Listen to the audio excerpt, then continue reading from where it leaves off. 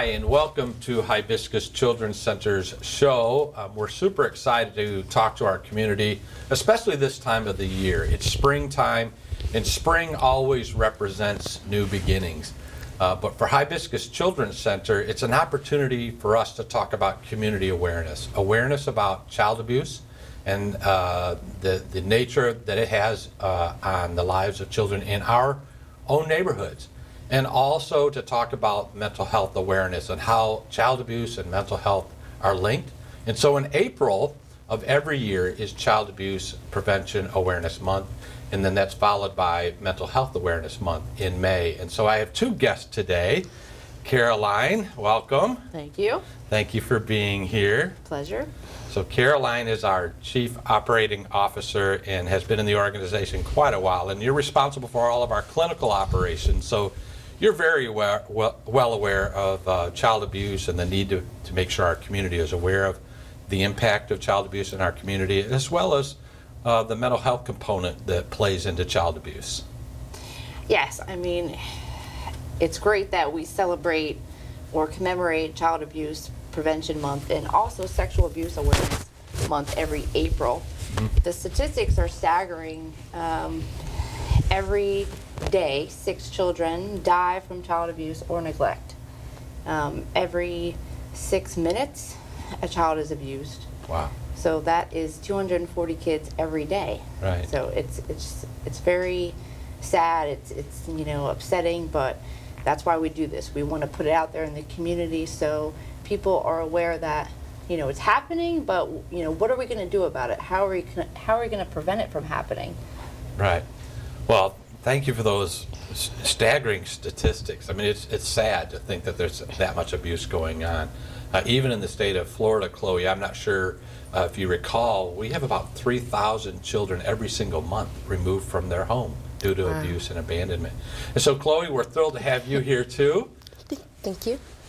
You were one of our former clients, and that's been years ago, and now you're in adulthood, you're raising your own family. And so as you think about raising your family and your experiences with child abuse, what does it mean to you to make sure our community is aware that child abuse is really happening? Because I'm not sure many people understand that it's even occurring in this community. Because folks don't think it's going on, right. They can't do as much to stop it. Right. And my thing is like it goes on like so often. Right. Mm-hmm. It's like. Yes, it's happening a lot. I know you're emotional about it because you've lived it.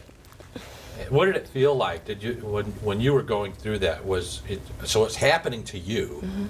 And did it feel like nobody in the community or nobody around me even understands what I'm going through?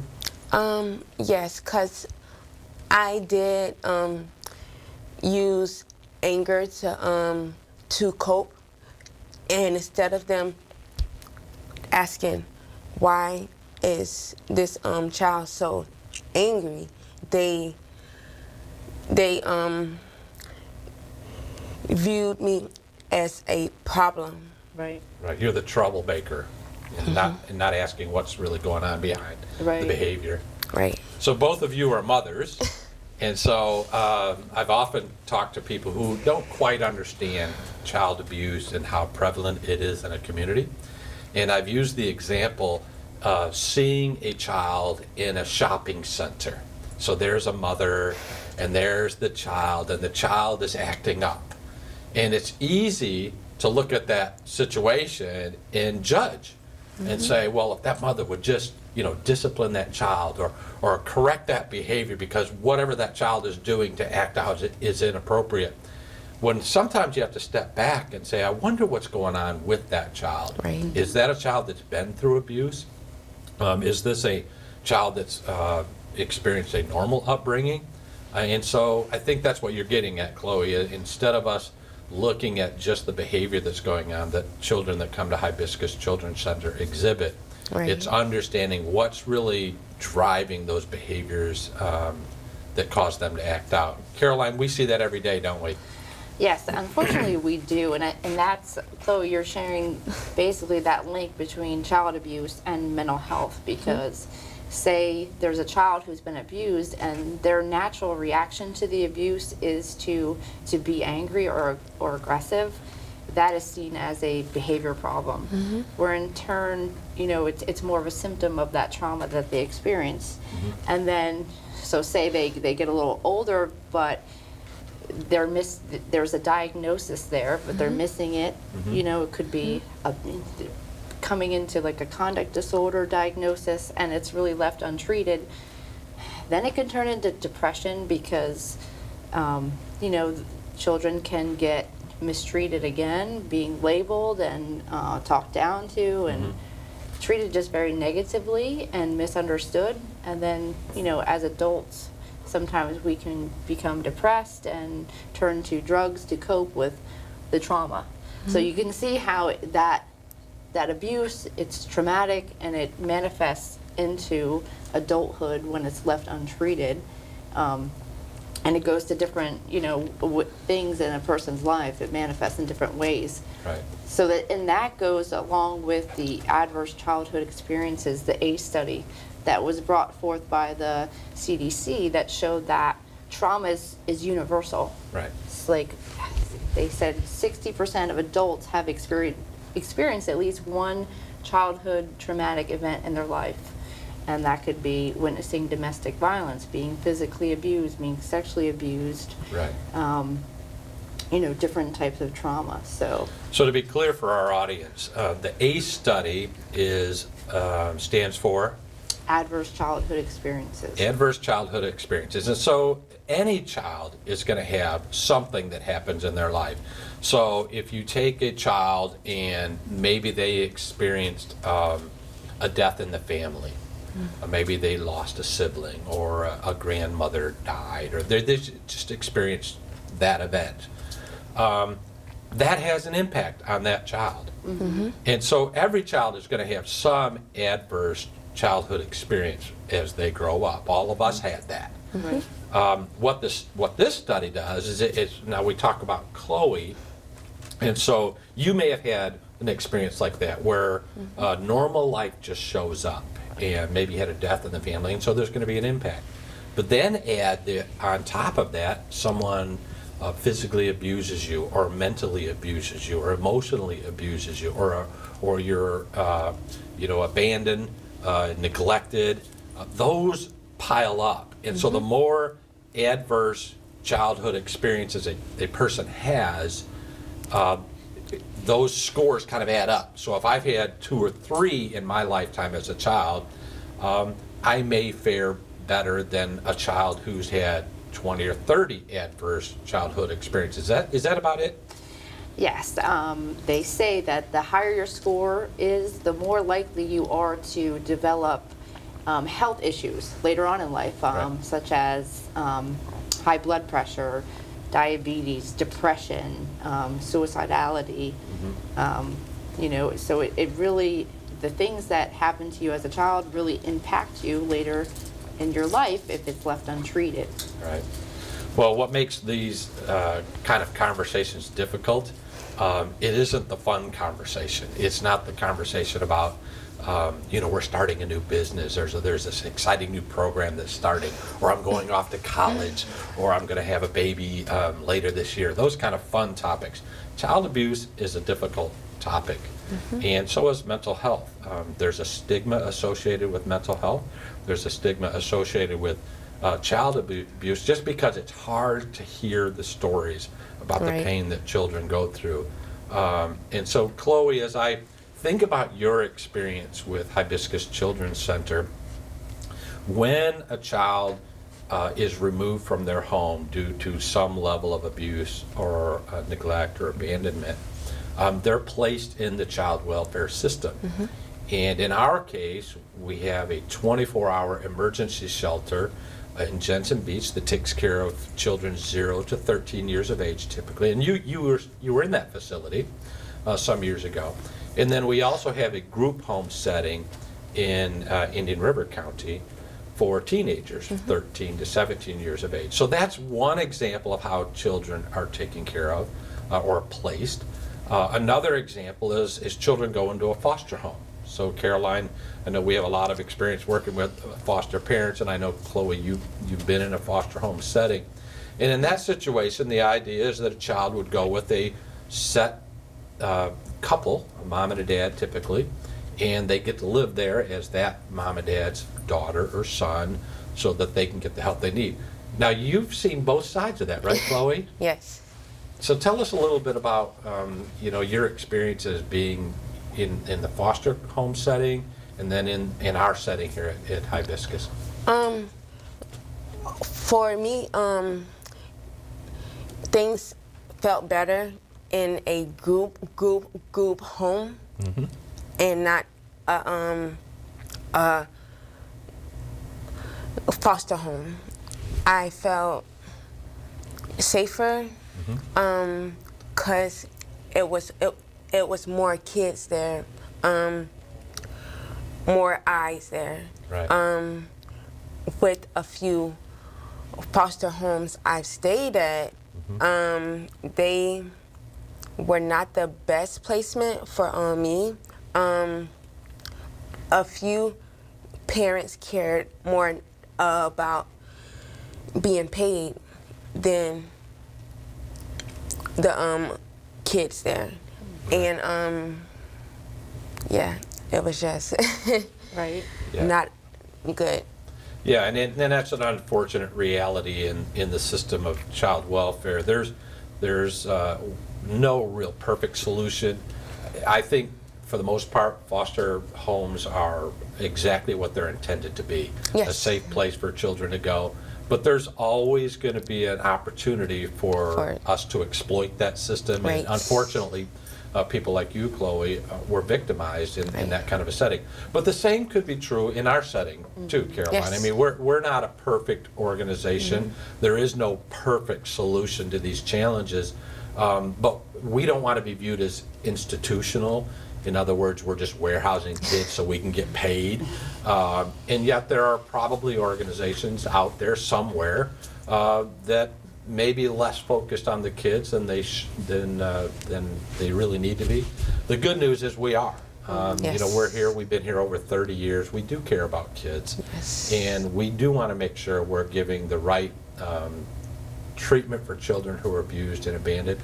So Caroline, can you tell us at the shelter, what kind of programs are we running for the kids so that when they come there, they're not just getting a bed to lay their head on, they're not just eating 3 meals a day, but what else are they doing? Well, the kids receive mental health counseling services. When kids come in, we recognize that, whatever their situation is, they've been removed. We need to assess them right away. They are assessed within 24 hours of coming to the shelter or the group home.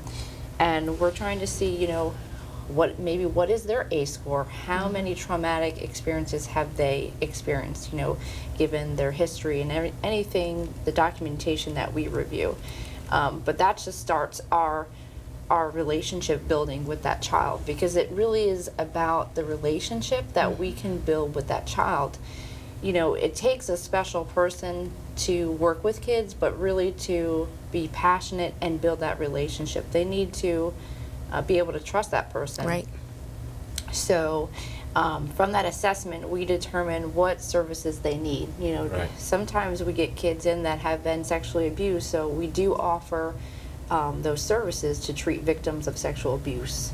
Or maybe they're 0 to 5 and we can offer infant mental health services. So we're looking at the child and trying to build attachment with caregivers, and looking at ages and stages, developmental milestones, which is so important. Yes. 0 to 5 is so crucial. And we can offer psychiatric services. Say a kid, maybe they're ADHD and they need to be assessed, or maybe the behaviors are more of a symptom of the trauma, so their inability to focus is presenting, or they're, we call them hyper, but maybe it's just because they're always on a heightened state of alert. Yeah. So I feel like it's so important, that assessment, and really trying to get the correct diagnosis if there is one, or maybe it's just an adjustment.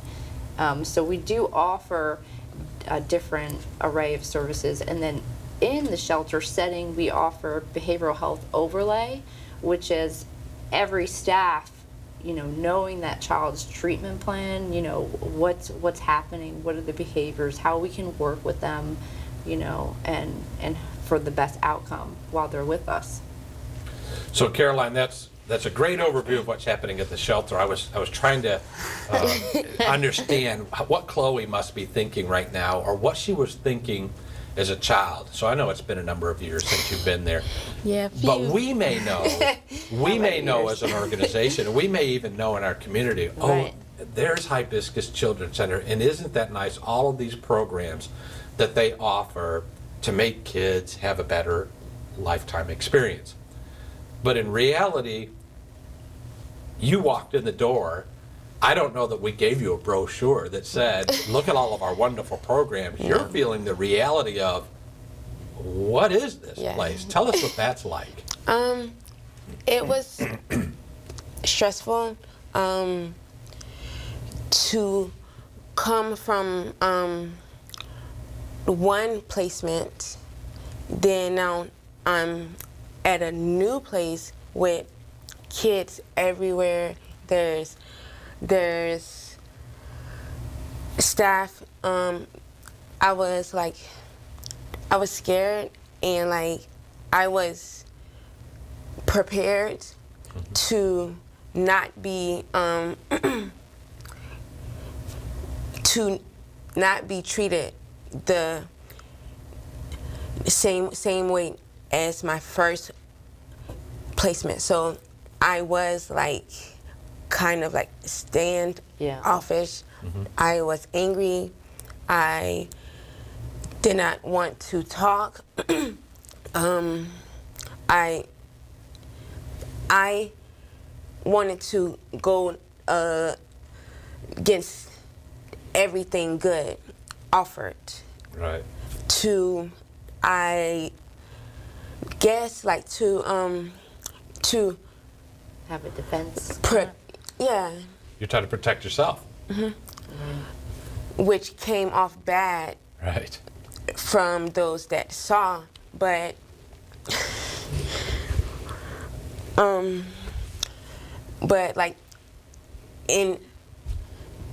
inside, I was saying, don't quit, don't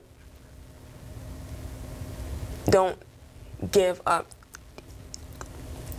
even though my words are saying, and my actions that I just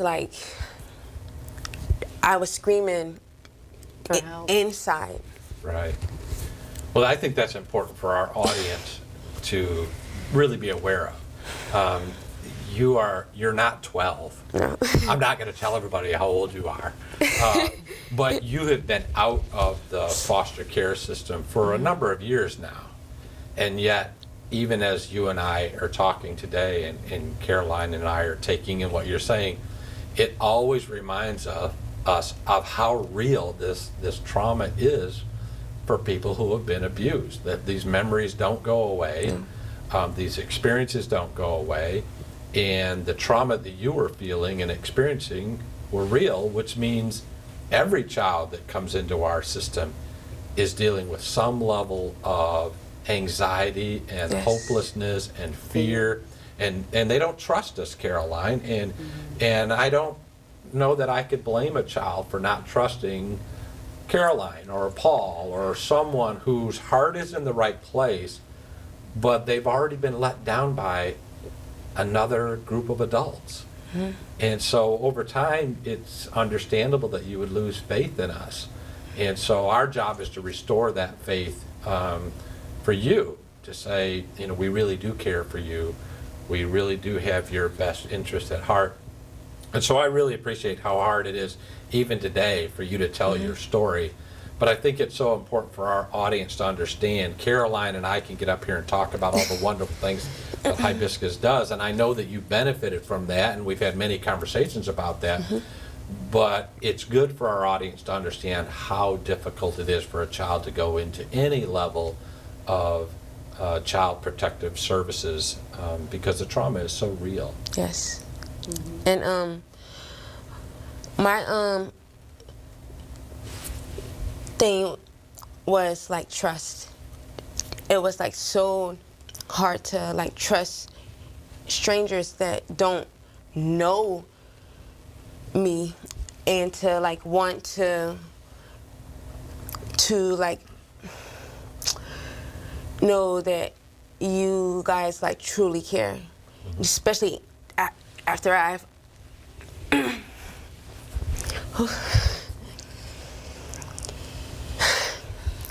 after being hurt by like my family. So it's like I was like so hurt and so mad with everybody that I did not want no one close to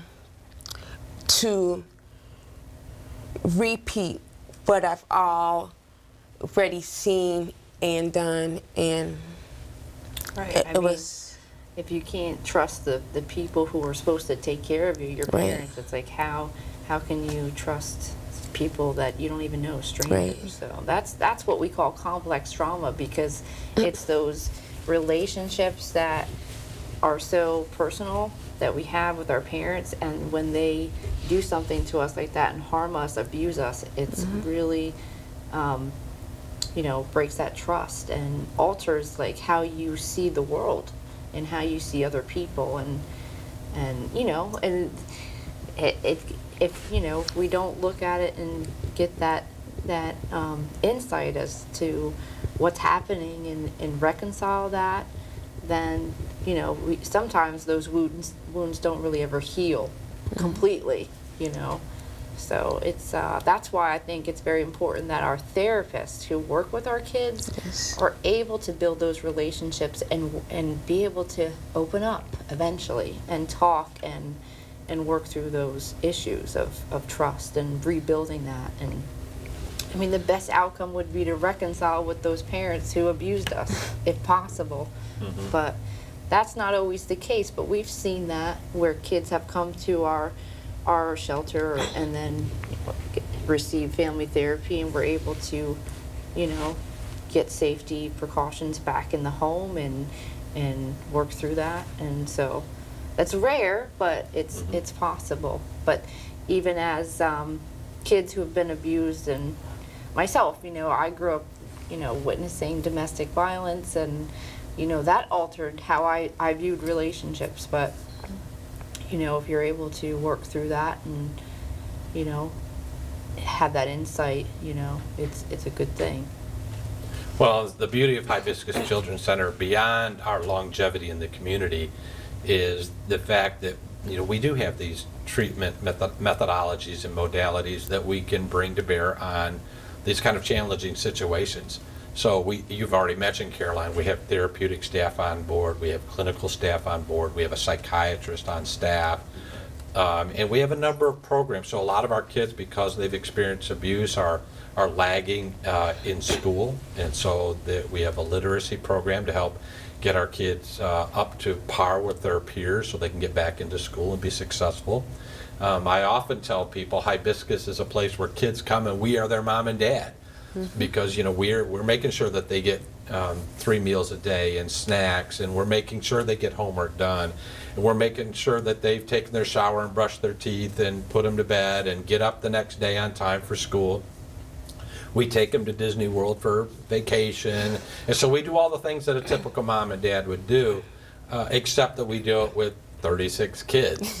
So there's a whole bunch of kids running around, And Chloe, to your point, some kids fare better in a group home type of setting, just because sometimes it's easier to say, well, I hear you talking, Paul, and I know you say you care, but I'm going to talk to little Cindy, who's my age, and we're both we're learning to help each other. Right. And we're becoming friends in the process. And so that's a support system, just to have those other kids there Right. who have experienced what you've experienced. Right. And so we're thrilled that we had that. And then at the village, as I mentioned, for our teenagers, you mentioned that you purposely behaved in a way that guarded you. And that behavior, if someone looked in, would just say, Chloe, straighten up Right. that attitude. Instead of understanding what's driving that, you're just trying to protect your heart. Right. You don't want to be hurt again. Right. For teenagers, it's a little more difficult because when you're trying to think about a child that's 4 or 5 and maybe they're going to get adopted or go to a foster home, it's easy to look at that 4 or 5-year-old and say, oh, how cute. I'm sure you were cute at 13, but you were a different cute and a whole different level of skill set, for lack of a better way of saying it. You were really good at kind of defending yourself at that age, weren't you? Yes, I was. So tell us a little about that. With that, I was able to know what I saw. The kids there spoke with me and they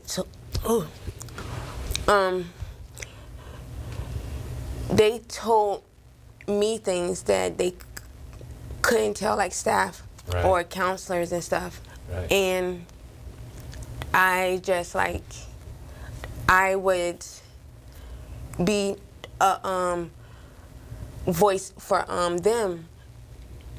And it's although there are staff that care and caseworkers that care, there are some that don't. Right. And then once they came in, and it's that fueled me more to fight against them too. Right. And then because I was already troubled, they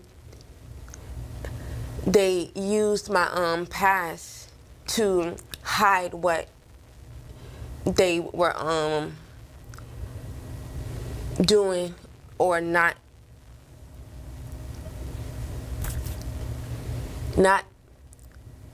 Helping. Yeah. And then at the shelter, it was just all good.